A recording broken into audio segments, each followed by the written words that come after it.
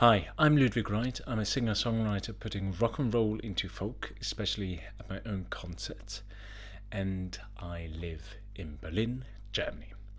This year I attended for the second time the CO Pop conference. The CO Pop conference is the second biggest music industry and showcase festival in Germany after the Reeperbahn Festival in Hamburg, and it takes place every year at the end of April. By the way, CO Pop means Cologne on pop.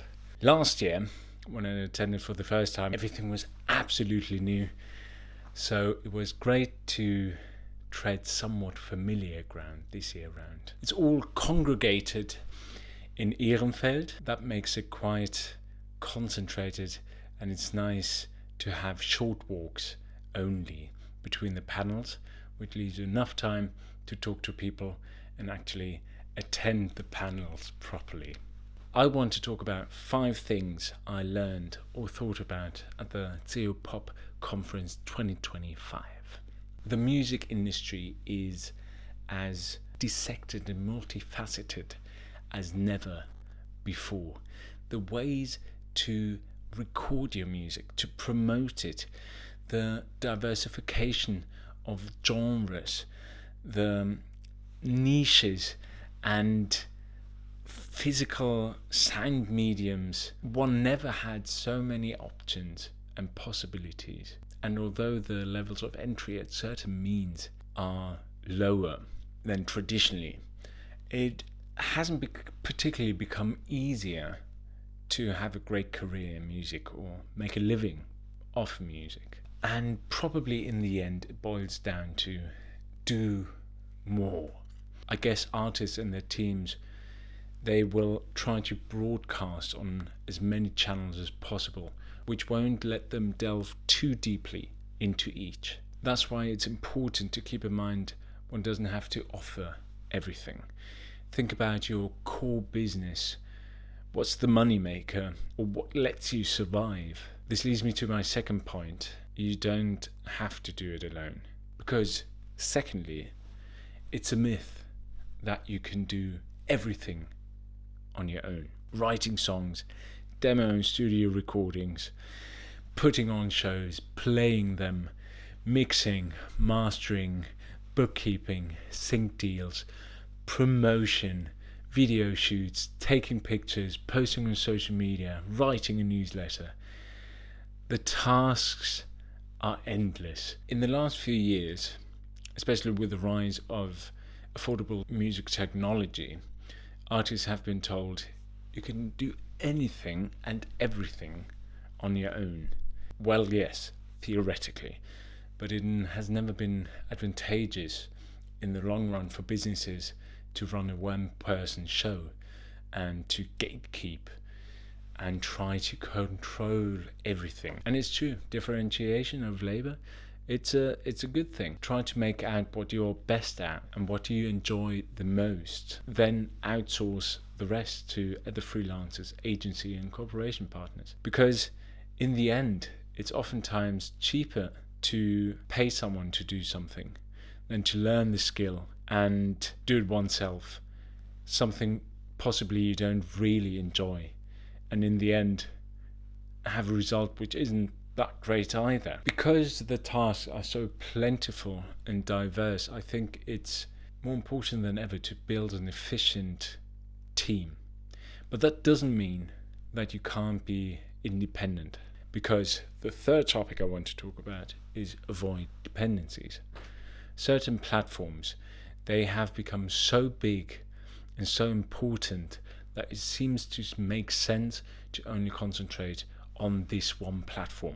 The problem is that one is completely at the mercy of one platform, and one has to, for example, change one's business model if they change anything. That's why I'm such a fan of diversification and the means of communication and business, because you're not just reliant on this one corporation partner. And one partner I want to look more into, which I was intrigued by the CO Pop, is Bandcamp.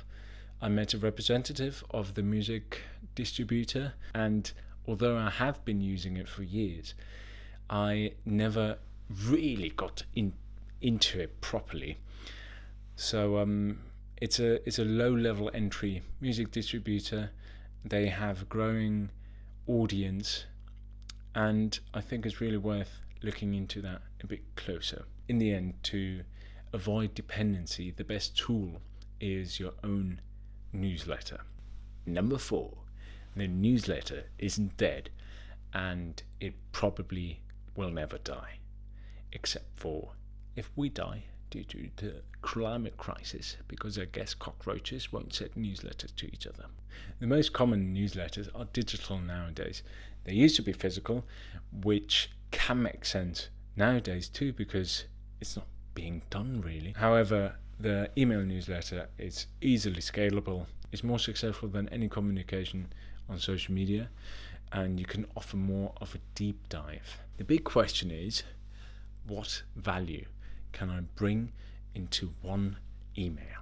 I guess we all know people love getting to know you, your project, and your music a bit better in somewhat an exclusive way that they haven't heard or read about it on social media yet.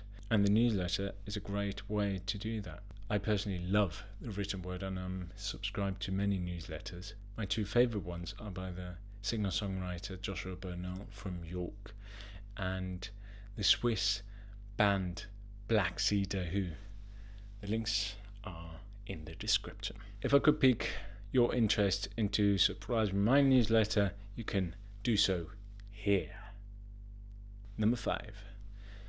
The music industry needs more awareness and less toxicity. The organisation Act Aware did a panel how we can bring as artists and music teams more positivity and awareness into our everyday life for team members, other musicians, or also members of the audience, because we've heard of these crass cases in the media where really bad things have happened in the music scene, and we just need to take responsibility that there are abysses in the music industry which need to be bridged, and we need to work towards a world where those things just don't happen anymore. Conclusion.